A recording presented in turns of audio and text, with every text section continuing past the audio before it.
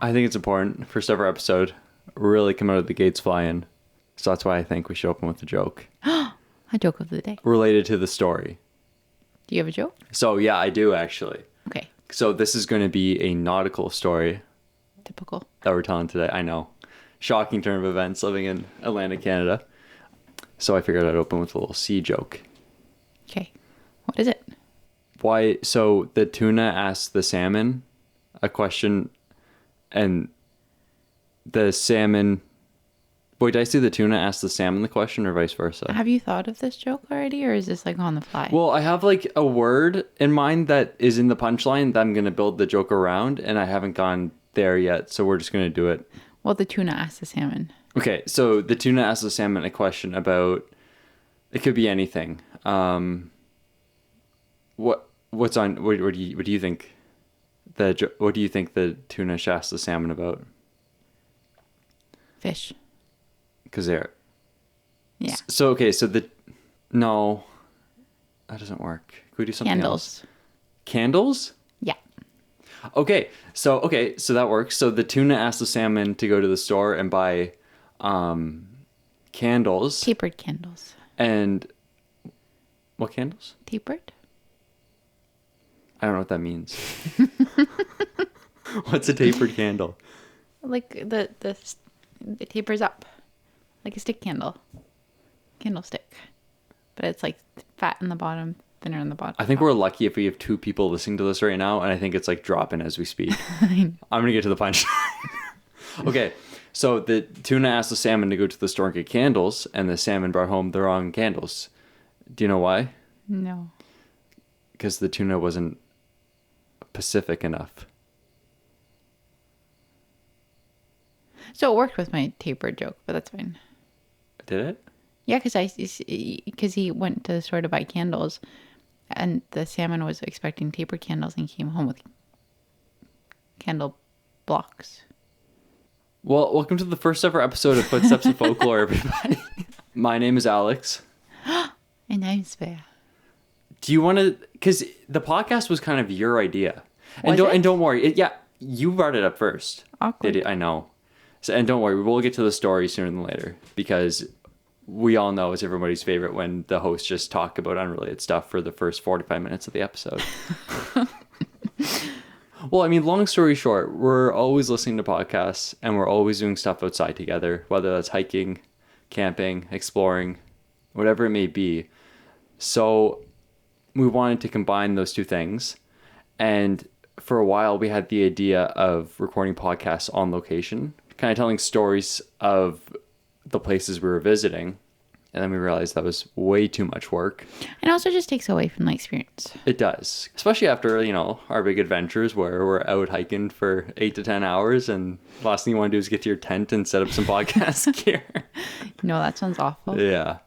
And I think the concept that we've landed on is that we want to tell stories about these places we visit, whether that's true crime, a ghost story.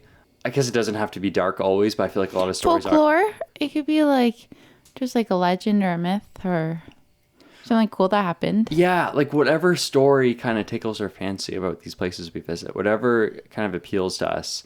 So each episode, we're going to take turns telling stories.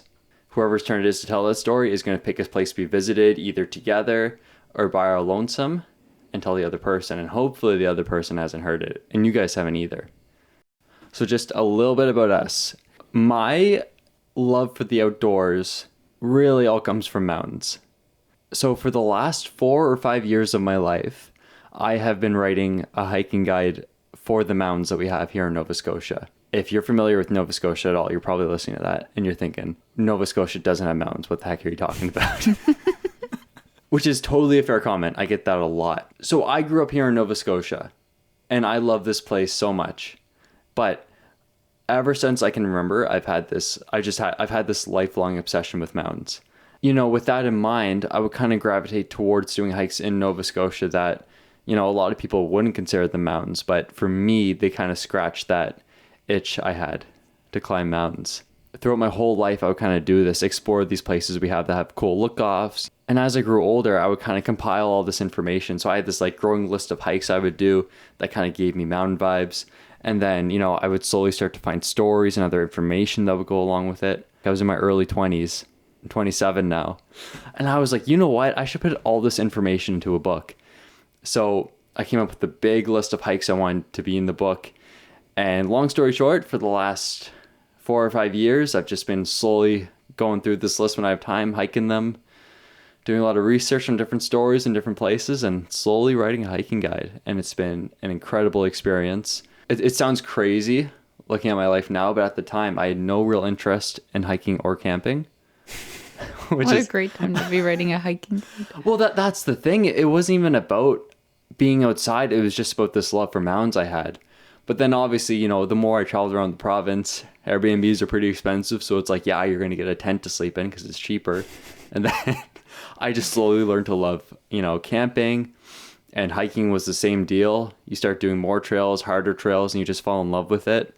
And then I think it was the winter of 2023, I had the amazing opportunity to do a 5-day winter expedition with Live Life Intense, a great Cape Breton-based outdoor company. Highly recommend looking into them. But they did a 5-day guided expedition across the Cape Breton Highlands in the winter. For anyone who doesn't know about the Cape Breton Highlands, it basically has its own microclimate. It is pretty harsh up there in the winters. And that was an amazing experience, but a very challenging experience. So I feel like that can make or break a person when it comes to whether or not they want to be all in on the outdoors. And I did it, and I loved it so much. And yeah, for me, when I look back in my outdoors career, it was kind of like, I look at it as before and after that expedition. Ever since then, I've just been obsessed with it, doing more and more trips. Well, basically in 2019, yeah, so like September of 2019, I started my new job. And then so every day people would be like, what did you do over the week? Or like every Monday, they'd be like, what did you do over the weekend? And I got kind of like bored of telling them that I was just doing stuff, cleaning my house or like doing stuff. So I started like looking up hikes and stuff, because I remember like as a kid, like I loved doing all the outdoorsy things, but then I kind of like got away from that in like my teenage years. So with Nellie, my dog, so we started going on weekly hikes. I would go on Instagram on like Friday night and like look at like some pretty hikes that people would post, and then I would just do them the next 2 days kind of. So I had something to say when Monday came. So then COVID happened, and then obviously couldn't really hike. But then I started planning all these like bigger hikes, and I went to Cape Breton for the first time as soon as like things opened up. And then I kind of like slowly started building my stuff up. So. And that's kind of how we met. We were both on the dating apps, and we were both looking for a person we could kind of share outdoors adventures with. The outdoorsy person. And, we matched, had a little conversation, and I don't want to get too cheesy on the podcast, but I was pretty excited based on our conversations. Then we went on a first date, and the rest is history. You're cute.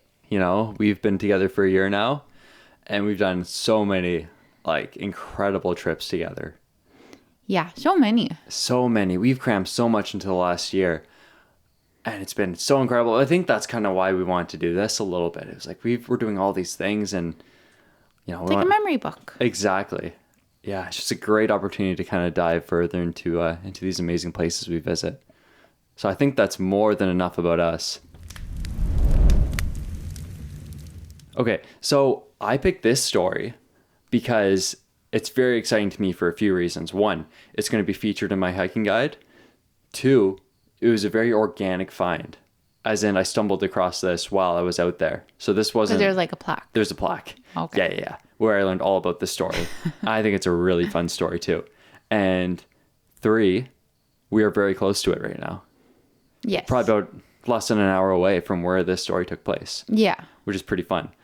So I'm going to tell you about the mystery man of Sandy Cove.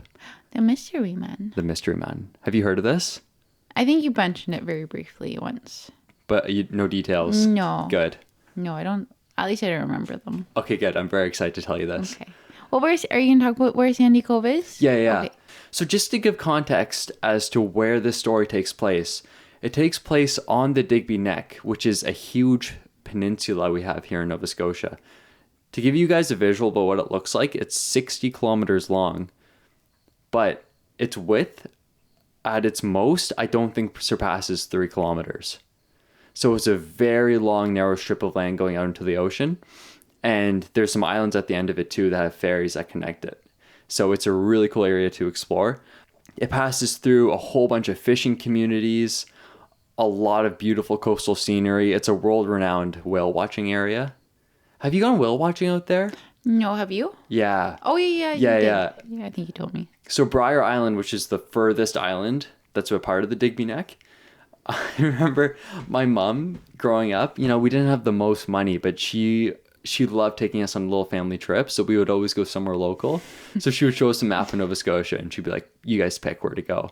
And I remember when it was my turn, I picked like the most, like I was trying to be annoying a little bit. I picked like the most like out of the way location I could find. That's such a typical kid thing to do. So yeah, I picked the most like out of the way, just hard to get to location I could pick. And I picked Briar Island, and turns out it's not that hard to get to at all. No, it's very simple. We were there for maybe 4 days, and we just explored this little island. We went whale watching, saw a whole bunch of whales and wildlife. We saw dolphins on the way back. Oh, that's so cute. Oh, it was cool. There were two like side by side, like jumping in and out of the water. It was amazing. So it also has a lot of really cool hiking trails. I think the most popular has to be the Bouncing Rock, which you've done. Yeah. It's very short. I think it's only like 2-ish, maybe kilometers, maybe more. I don't know, but I feel like it's really short. But you basically just go through the woods, super simple. And then at the bottom, you go down some steps and you're like right at the ocean. And there's this beautiful, I don't know, just like a rock that's balancing on top of another rock. But it's like a tall, skinny rock. It's like standing straight up. Google it. Yeah, Google it. It's pretty cool. It's probably like, what, 20 feet high? No, that's too high. That's way too high. Yeah. 6 feet? Maybe like 10? 10. Yeah. It's gorgeous, yeah. And so the trail that brings us to this story is Mount Shubel, which, as I mentioned, is a hike that'll be included in my book. So if you're driving down the Digby Neck, you pass through a community called Sandy Cove. And as you're doing so, if you look to your right, you'll see this big, beautiful rock outcrop that kind of looks over the community. And that is Mount Shubel. And the trail itself is actually, it's pretty quick. You can be up and down in like 25 minutes. Oh, really? Yeah. Have you done it? No. Somebody hates me and won't take me. It's an amazing little pit stop because, like I said, it's pretty quick, pretty easy, but you get up there and you have an incredible view.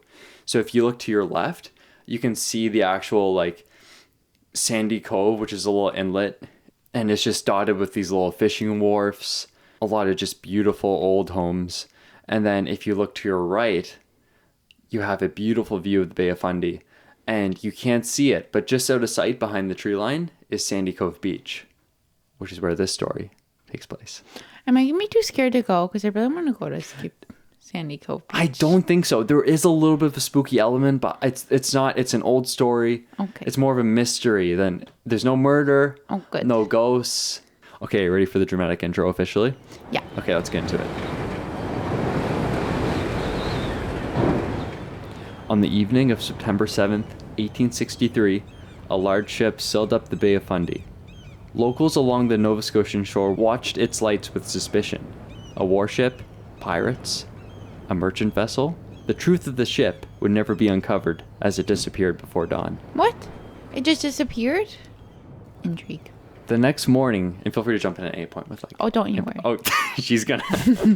The next morning, a young boy named George Albright, who was only 8 years old at the time, was collecting rockweed from Sandy Cove Beach. What is rockweed? Okay, I'm so happy you asked that because I didn't know either. I had heard rockweed before growing up here on the ocean, but it's like that seaweed that's like kind of stringy, but at the end it has like those sacs that you can squeeze. Oh, yeah. You know what I mean? Yeah. And I've always wanted to eat those. Like, Ew. No, I don't, because I don't actually know what's in them. But like little seaweed pimples. Give me a look of pure disgust right now. That's disgusting. So that's what rockweed is. Huh. Maybe he also had a fascination with eating it. Well, it was while collecting this seaweed that he noticed something odd on the beach. I don't know if you've seen the beach, but there's one really distinct big rock on it. Well, it was on that rock that he noticed something strange. When he got closer, he saw that it was a young man, alive, Oh, good. but unconscious. Do you know why? Because he was swimming in the No. ocean. No, I wish it was that fun. It was because both of his legs were amputated. They were cut at the knees. Huh? Yeah, his shins were gone. And by the way, if you're an 8-year-old boy, this is either the best or the worst day of your life. I say worst. This either traumatizes you or you're like, this is the coolest thing I've ever This is like the seen. story you go home and tell all your friends. And Yeah, this is like a coming of age film. This is like Stand By Me vibes. But this is like real? Have you ever watched Stand By Me? I have. Yeah. It's like that. No, 100%. Yeah. Which is pretty cool. So as I said, his legs were both amputated below the knees. But what's interesting is that they were both wrapped in fresh bandages. Oh. And the cuts were so clean and precise, it was in a way that only a skilled surgeon could have done. What year was this? This is 1863. Did they even do like skilled amputations back then? I think the thing is that it was just like some people were better at it than others. That's fair. When it came to what he was wearing, he was dressed in fine fabrics, but all the buttons and insignia were removed. And by his side was a jug of water and several ship biscuits. So they dropped him off, cut off his legs. And then left Wrapped him with him up. water and cookies. So it's like, but that's what's interesting, because whoever did this didn't want him dead. They left him with some provisions.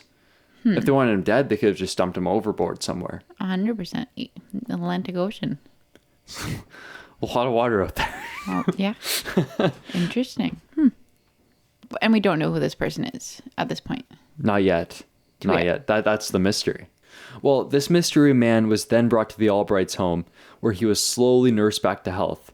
And as you can imagine, news through the small fishing community spread pretty quickly of this mystery man who washed up on shore. So they just took some random man home, Yeah, well, that's the thing. It's, what else do you do? bring him to a hospital? That thing you have to remember too is this is pretty rural, and back then you can't hop in the car and go, right?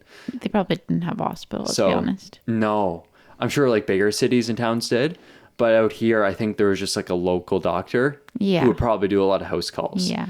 And they certainly could have brought him to a bigger town, but in the meantime, you do have to get him somewhere and stabilize him. So word of his arrival spread very quickly, and people came from far and wide to visit this mystery man. And He's a tourist attraction. he was 100%. It's a government conspiracy to To bring people to to bring tourism. Yeah. Are you willing to lose both of your legs? But we'll give you biscuits. And a jug of water. One more And need. nice clothes. There you go. And traumatized an 8-year-old boy, but that's fine. All worth it. So as far as his appearance goes, many said he looked to be Mediterranean. Whatever that means. I was going to say, what does that even mean? I'm not sure. That's the description they gave. Okay. So whatever image of a Mediterranean man popped up in your head, that's what we're going to go with. Okay. Another observation as far as his physical appearance went is that he had very soft hands. Which How many people are touching his hands? I think visually, you can look at someone's hands and see if they're soft or not. You can tell if they're not rough, but you can't necessarily tell if they're soft. So they're definitely touching his hands. Oh, definitely. But you have to remember back in these days, if you had soft hands, that means you didn't do anything. Because think about how much manual labor was in everything back then. That's true. And he had come from a ship, right? He's definitely not working on the ship. That's what I mean. The sailors would all have very tough, calloused hands. Firm and strong. We'll cut that. Well, all this indicated that he didn't do manual labor. Because remember, he was wearing very nice clothes too. It's a freeloader. Freeloader, or a person of high importance. Some would argue, what's the difference? He was reported to be overall well-mannered towards guests, but when there was someone he didn't like, it was said that he would growl like a dog. What? Could you imagine just growling at somebody like a dog? Because you didn't like them. I mean, it's certainly what you want to do sometimes. And when asked about his name, the only response he would give sounded like Jerome. Now, we can pretty much guarantee this wasn't his name, But that's what the sound resembled the most. So that's what people went with. Oh, like they think it's like a different, like a non-English name? Yeah, exactly. So he would kind of like, they would ask him and he would kind of say something, kind of murmur, mumble a little bit. Okay. Because he was very nonverbal. Oh. He did not. Yeah, I should have led with that. Well, that's probably why he's growling. Well, exactly. Because, yeah, he would, for the most part, not say anything or interact with people. So, That's so sad. it would be kind of through mannerisms and making sounds and stuff. And obviously, people really wanted to know his name, so that's what he would get asked the most. And so, he would say something that sounded like Jerome, though it probably wasn't. But regardless, Jerome he became. Because like I said, word spread pretty quick. So people came from a lot of different places, and therefore people who spoke a lot of different languages came. So people spoke to him in English, French, Latin, Italian, Spanish, and he wouldn't respond to any of this. Whether or not it was because he simply didn't want to, or because he couldn't. We don't know. Well, eventually Jerome was moved out of the Albrights' home. Wait, so like they're just like having random people over to look at him? No, I think people would kind of let themselves in a little bit. Okay. Yeah, and a lot of this attention was unwanted, Yeah. which is why. So there are two big factors as to why Jerome was then moved out of the Albrights' home. Okay. And that was one, financial. It was another, mouth to feed, and two, it was a lot of unwanted attention. You have to remember, this is the family who, it was a fishing family, so they were living a quiet life, fishing the seas, and then all of a sudden they have this mystery man in their home who's not talking, growling at people. And people are lined up around the block to see this guy. They should have paid a fee, an entrance fee. It's really funny. We're going to get to it, but the family that he ultimately lived with for the majority of his life did exactly that. Did they? What? That's insane. So it was once Jerome was moved out of the Albrights' home that the details became a little fuzzy. I did a bunch of research on this, and there were kind of two tellings of the story once he was moved out of the Albrights' home. But it was as I was reading these two versions of the accounts, I was like, there's so many similarities. Like, whoever this man that he moved into with next, he lived with both these men for 7 years.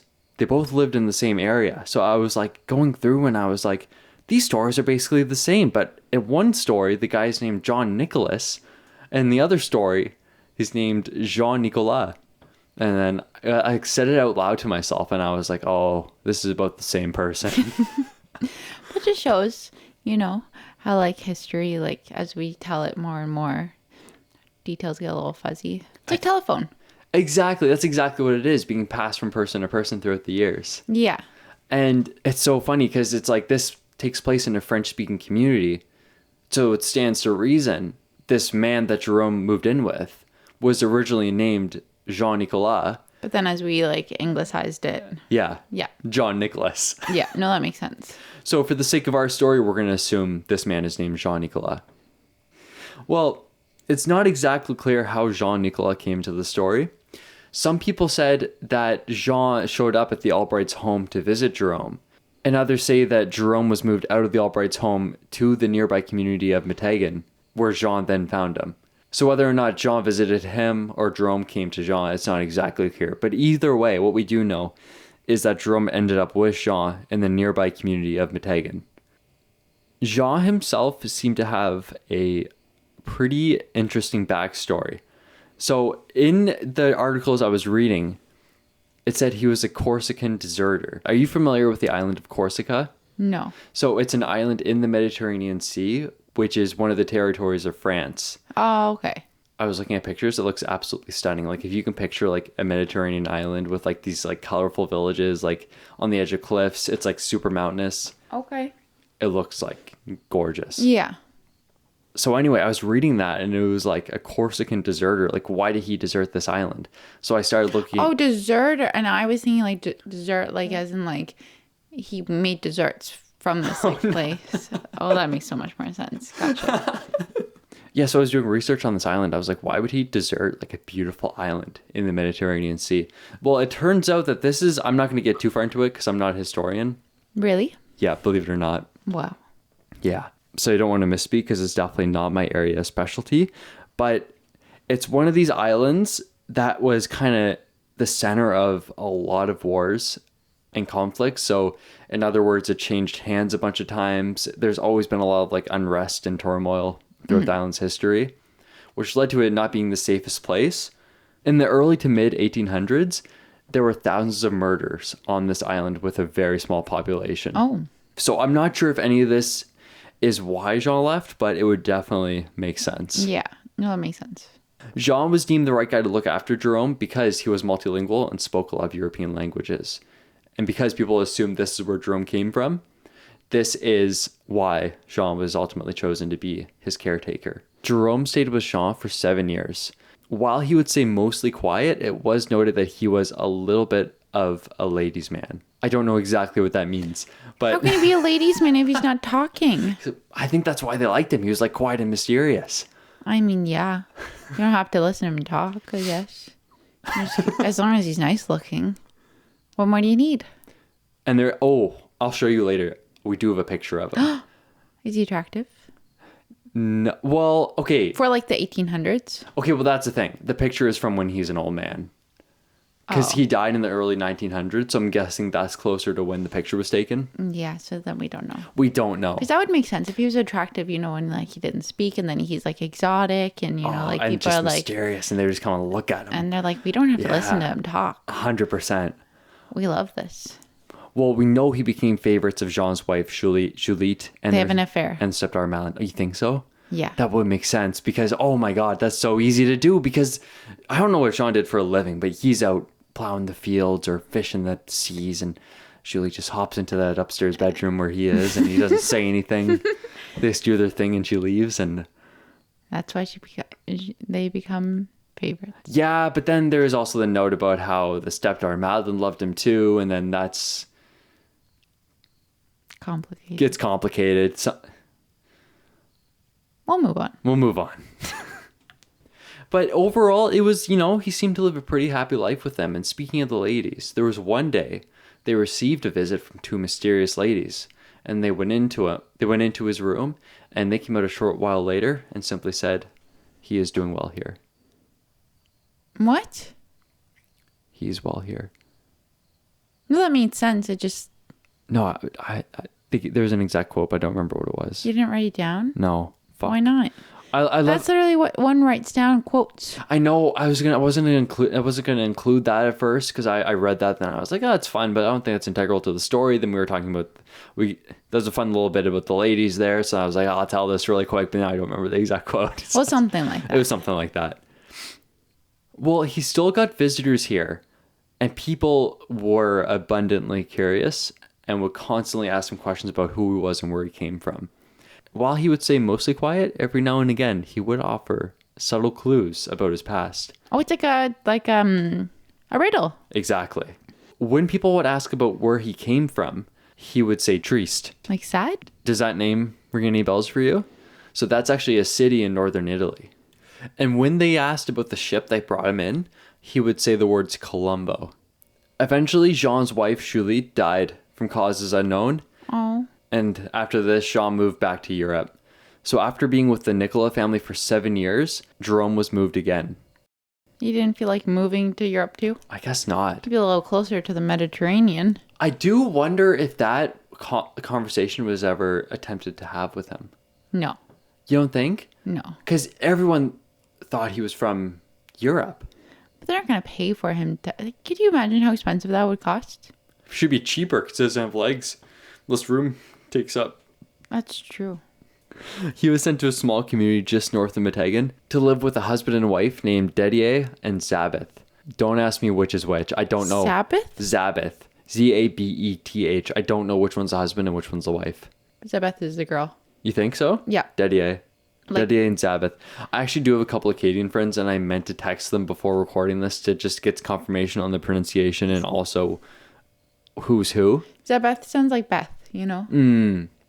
Like Elizabeth. It's like Elizabeth. Like you just get rid of the Liz part. Yeah. The Li part. Oh, you're right. It's instead Elizabeth. Yeah, it's Elizabeth. It's definitely, that's definitely the wife.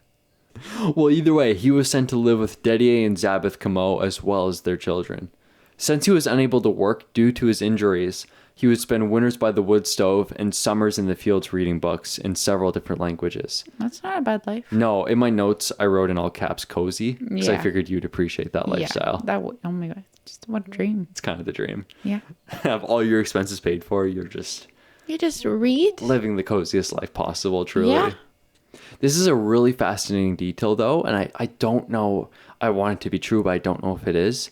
But it was said that when he would read these books, the books were always held upside down. That seems like folklore. It does seem like folklore, but it's a great little detail if it is true. Or he's just pretending to read. Either or. Yeah. It was like, don't mind me. I definitely can't work, and I'm definitely reading this book. This is how people hold books. Yeah, maybe that's how we thought you held them. He had never seen a book before. He was like, this is how I've seen them do it.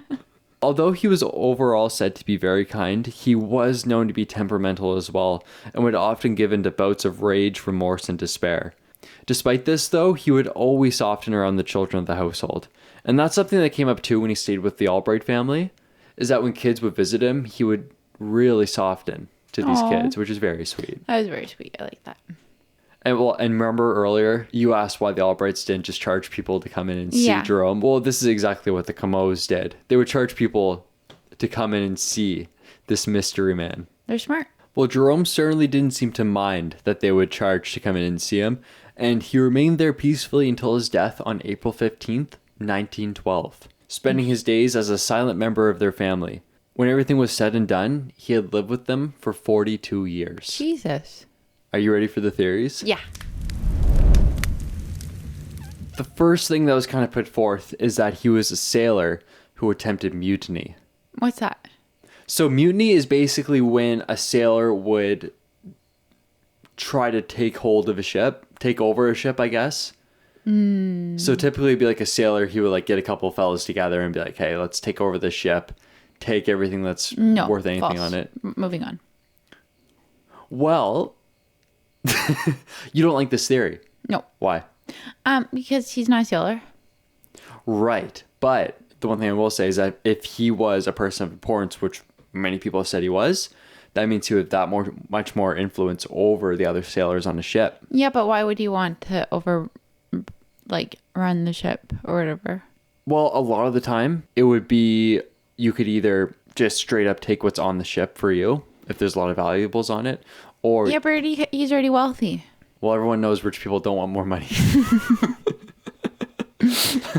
And if this was the case, it was thought that his legs were amputated and he was left on the beach as a punishment. You're not loving this theory, though. Why would you just cut off his legs and say, but still keep him alive? You don't care. I think at that point it's as an example to the other sailors. You're like, hey, if you do this, Just throw him we're overboard. going to It's leave you to easier. suffer. Yeah, I guess so. Because you're not leaving him to suffer. You still gave him cookies and you wrapped his legs. Well, along those same lines, some people said that he was heir to a fortune and that someone else who was in line wanted him gone so that they could get the fortune instead. I like that more. Seems more likely. Yeah. Because then you really wouldn't want them to die. You just want them out of the way. Yeah. Because that feels a little less shady. You're still leaving him to be alive. If that were me, I'd be paranoid. I'd be like, this guy's still out there. Yeah, but you're not going to come back that easily. Yeah. If you're sailing to who knows where they're sailing to. I guess back then, if you dropped Probably someone, the U.S. somewhere. yeah. How's he going to get from there to there? Things were so much farther apart back then. Yeah. Just as far as communication goes. Well, that and Yeah. it's not as developed as it is now. So it's a lot harder to get from point A to point B. Well, it's widely believed that he suffered a brain injury, which would explain his lack of communication skills.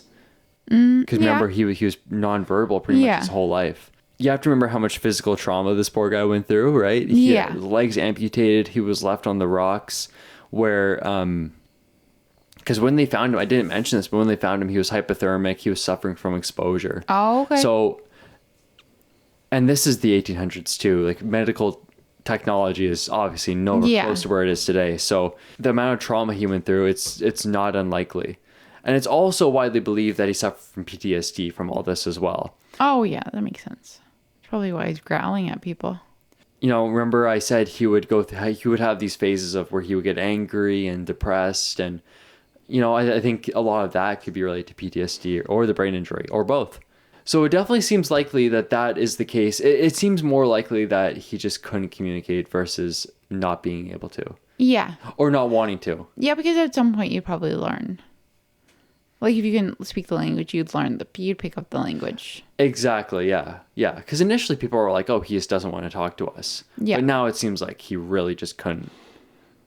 Maybe he had like a little stroke or something. That is what one of the articles said, is that he probably had a stroke. I'm so smart. You are very smart. What's really cool, though, is that sometimes late at night, he could be heard singing from his bedroom in a beautiful foreign language.